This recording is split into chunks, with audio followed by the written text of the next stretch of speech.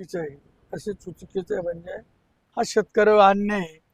शेतकऱ्याला बळाचा वापर करून या ठिकाणी लाठीमार करणं, त्यांच्यावर अन्याय करणं, त्यांना हे करणं, दमदाटी देणं.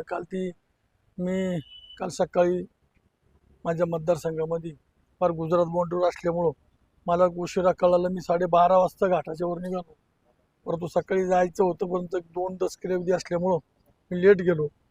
परंतु जात असताना सकाळी उपसरपंचाला मी फोन केला. माझा मुलगा त्या आजीच्या घरी होता. त्यांनी सांगितलं आम्ही पोलीस स्टेशनला येऊन राहिलो. म्हणून मी आलो. तर मी सकाळी जिल्हा अधिकारी साहेबाशी, आयुष प्रसाद साहेबाशी बोललो. उद्या SP साहेबाशी पण बोलणार आहे. नवीन SP जॉईन डॉक्टर मी DSP बोललो.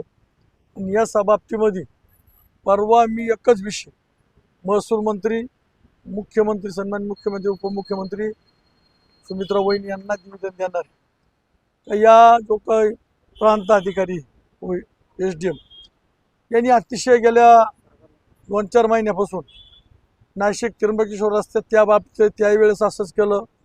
लोकांचे घरं पाडले, किराणा दुकानं होते, औषध दुकानं होते, चहाचे डबे सगळे काढून टाकले.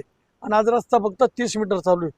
तिथं सुद्धा काही हजार शेतकरी या ठिकाणी त्यांचे काही व्यवसाय चालू होते. गंगापूर धरणातले काही शेतकऱ्यांना न्याय देण्यासाठी मग कसा सत्तेमध्ये प्रयत्न आणलं तर मग शेतकरी मारून टाकायचे का आम्ही करणार? आमच्या शेतकऱ्यांना स्वार्थासाठी? आता कसा तुम्ही न्याय देण्यासाठी आम्ही प्रयत्न कराल? आता मी न्याय त्या आजीला इतका मारलेला आहे, त्यांनी त्यांच्या अधिकाऱ्याला सूचना द्यावा. एवढं पुन्हा अत्याचार करून पोलीस टिपण घेऊन लाठीमार करून शेतकरी दाखवाव्यांना तुम्ही सांगा एखादा असं मारझोड राहते का? हां, अशी मारझोड राहते का? बघितलं तर डोळ्याला पाणी येतं अशी परिस्थिती. एवढे असं मारलेलं आहे. तुम्ही विश्वासात घ्या ना शेतकऱ्यांना, त्यांना भाव द्या, त्यांची मानसिकता तयार करा.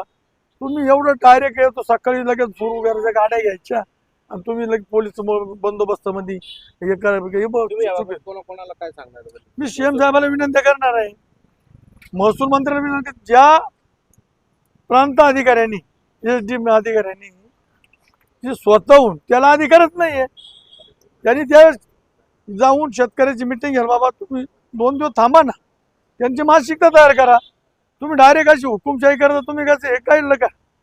म्हणजे या बाबतीमध्ये नाशिक तालुक्यामध्ये येणाऱ्या कुंभमेळ्यात सगळ्या ठिकाणी, एक ठिकाणी नाही, दिंडोरीत तीच परिस्थिती, त्र्यंबकेश्वरमध्ये तीच परिस्थिती, नाशिकमध्ये तीच परिस्थिती.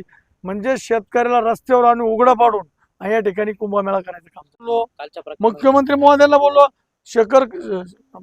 शिखर समितीची मिटिंग झाली तेव्हाच मी स्वतः बोललो तुम्ही शेतकऱ्यांना विश्वासात घ्या. म्हणजे विश्वासच घेतली नाही, चुकीचं आहे ना.